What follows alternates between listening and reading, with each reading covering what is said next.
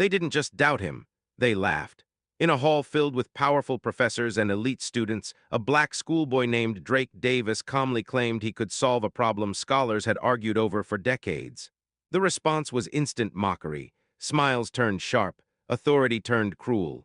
To them, a child from the South Side had no place touching questions meant for men like Dr. Richard Caldwell. What no one realized was that this moment of humiliation wasn't the end. It was the beginning of something that would expose far more than a math debate. So what happens when the system underestimates the one person who understands it better than anyone else? Comment and tell us where you're watching from. We love seeing how far these stories reach. And subscribe for more powerful stories that demand to be heard. Before the laughter, before the cameras, before powerful people decided he didn't belong, Drake Davis lived a quiet, disciplined life on the south side of Chicago. He was a small black schoolboy raised by his grandmother, Ruby Davis, in a modest apartment where money was tight but values were firm. Ruby believed in structure, respect, and effort, and Drake absorbed those lessons early. He learned to stay focused, to stay calm, and to let his work speak when words weren't enough.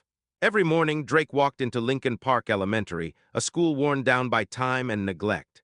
Cracked walls, old desks, and limited resources shaped the environment, and expectations for students like him were painfully low. He sat near the front of the classroom because his eyesight wasn't great, not because anyone thought he was exceptional.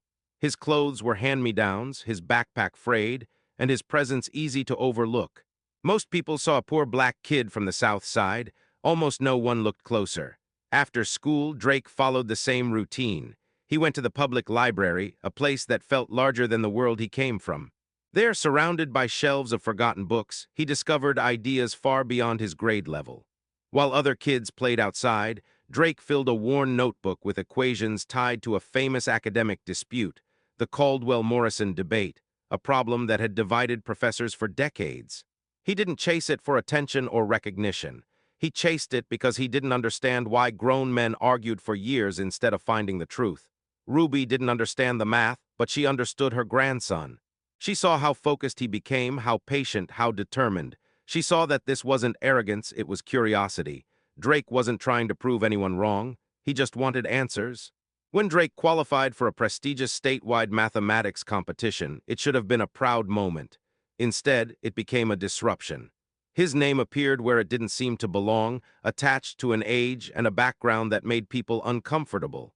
Without realizing it, Drake was about to step into a world where intelligence alone wouldn't protect him, and where the assumptions waiting for him would matter far more than his talent. The moment Drake Davis walked into the competition hall, the difference was impossible to ignore. The building itself felt like a monument to privilege, marble floors, polished walls, portraits of accomplished scholars watching from above. Nearly every competitor looked the same, older, confident, well-dressed, surrounded by parents and coaches who spoke the language of power fluently. Drake stood alone, smaller, younger, black. His presence felt like a disruption before anyone even spoke. Whispers followed him across the room. Some assumed he was lost. Others assumed he was someone's little brother tagging along. When he approached the registration table, the doubt turned sharp. Questions about his age came first, then his school, then his right to be there at all. The scrutiny wasn't neutral, it was loaded. Standing behind the table was Dr. Richard Caldwell, a respected professor whose reputation carried weight in every corner of the room. His reaction made it clear that Drake wasn't being seen as a competitor, but as an error that somehow slipped through the system.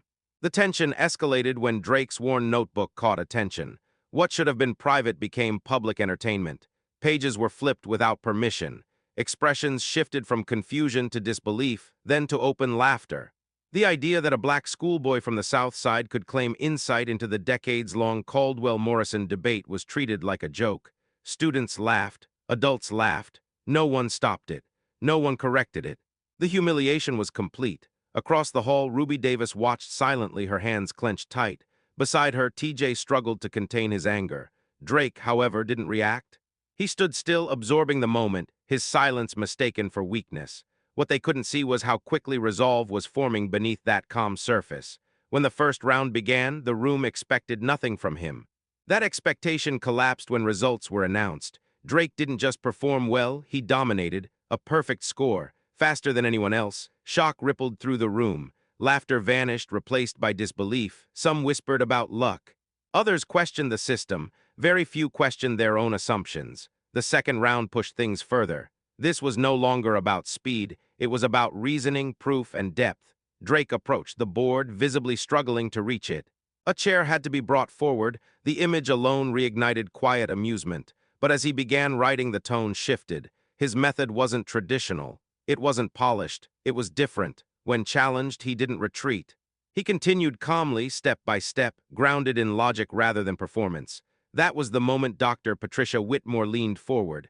She saw something others missed, a flaw in standard methodology, exposed by Drake's approach. Her acknowledgement sent a wave of unease through the room.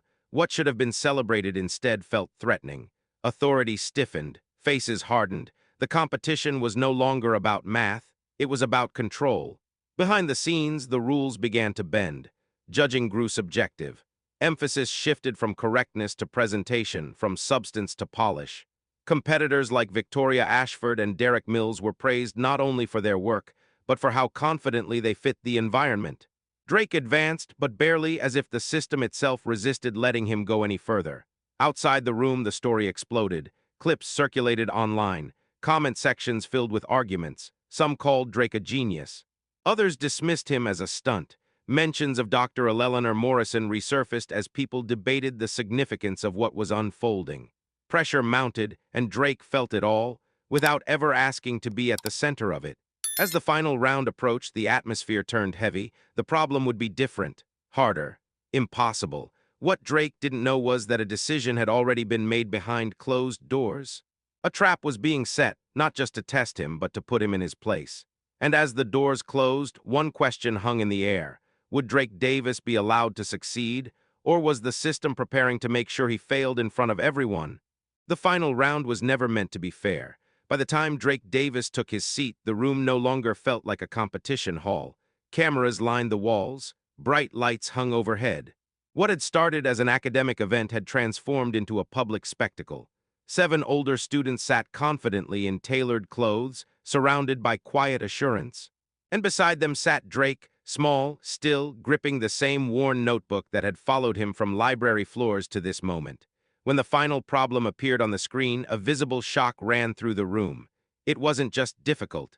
It was the Caldwell-Morrison debate itself, the same unresolved problem that had divided professors for decades, a question no student was ever expected to solve. The air grew heavy. Some competitors froze instantly. Others stared at the screen already defeated. The decision was unmistakable. This wasn't a test of skill. It was a setup. Drake felt it immediately. His chest tightened. The noise around him faded into a dull hum. As he worked through his notebook, something stopped him cold. A gap. A missing step he hadn't seen before. His pencil hovered. His hands slowed. Doubt crept in for the first time. Around him, pages stayed blank. Pens were set down. The cameras zoomed closer, capturing every second of hesitation. Online, thousands watched in real time. Some leaned forward in hope. Others waited for the collapse. From the judging table, calm confidence spread. This was how it was supposed to end. Time slipped away. Then Drake looked again. The gap wasn't failure. It was the answer. The missing piece wasn't a flaw. It was the hidden constraint both sides of the debate had overlooked for years. The same variable Drake had sensed long before stepping into this room. Fear gave way to focus. His pencil moved again, faster now, surer. What the audience saw as desperation was precision. He wasn't trying to solve the problem. He had already done that. He was figuring out how to explain it. One by one, the other finalists presented. Each attempt ended the same way: partial solutions, dead ends, admissions of impossibility. Each time, approval followed. The problem remained unsolved. The system relaxed. Then Drake stood. A chair was brought forward so he could reach the board. The contrast was impossible to ignore. A small black schoolboy elevated just enough to be seen. Cameras locked in. Scholars leaned forward. Silence spread across the room. Drake began by laying out the debate clearly, showing he understood every argument that had fueled it for decades. Then he identified where it fractured. Slowly, precisely, he introduced the variable no one had accounted for. The reaction was immediate. Pens moved rapidly. Faces tightened. Dr. Patricia Whitmore followed every step, recognizing the structure taking shape. As the proof unfolded, certainty drained from the room. The final line appeared, simple, elegant, undeniable. The solution stood complete. Drake Davis hadn't just answered the question. He had ended the debate. But before celebration could erupt, before history could settle, another truth hovered in the silence, one that had nothing to do with mathematics. Because the world was about to learn why this impossible problem had been placed in front of a child in the first place. The room didn't erupt right away. For a moment there was only silence, the kind that follows truth when it arrives too loudly to ignore. Scholars stared at the board. Judges exchanged looks they couldn't hide. The proof stood untouched, complete, undeniable. The decades-long Caldwell-Morrison debate was over, and it had ended not with a conference or a committee, but with a child standing on a chair, chalk dust still on his fingers. Dr. Patricia Whitmore was the first to speak. Her voice was steady as she confirmed what many already knew but hadn't yet accepted. The solution was valid. The debate that had divided careers, egos, and institutions for years was resolved. By Drake Davis, a black schoolboy from the south side of Chicago. Applause followed, then disbelief, then something deeper. For some, it was awe. For others, discomfort. Because this moment wasn't just about mathematics, it exposed how easily brilliance is dismissed when it doesn't come in a familiar package. It forced people to confront a truth far more uncomfortable than a solved equation. The system had tried to silence him before he ever had a chance to speak. The fallout was immediate. Questions surfaced about the final problem, why it had been chosen, who approved it, and what motives sat behind that decision. Quiet explanations gave way to public scrutiny. What was meant to humiliate Drake had instead revealed the lengths power would go to protect itself. Accountability followed, not as celebration, but as consequence. Drake didn't celebrate the way people expected. He didn't boast. He didn't linger in the spotlight. He went back to his grandmother, Ruby Davis, who held him like the world hadn't just shifted around them. To her, he was still the same boy who loved books, asked too many questions, and believed truth mattered more than winning. What Drake did that day reached far beyond one competition. It sent a message to every child who's ever been underestimated, laughed at, or told they didn't belong. It exposed how racism doesn't always shout. It often hides behind rules, standards, and assumptions. This wasn't just a victory.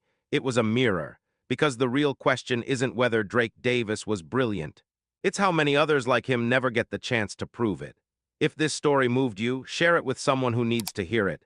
And subscribe to Black Community Struggles for more powerful stories about justice, truth, and our community's fight to be seen.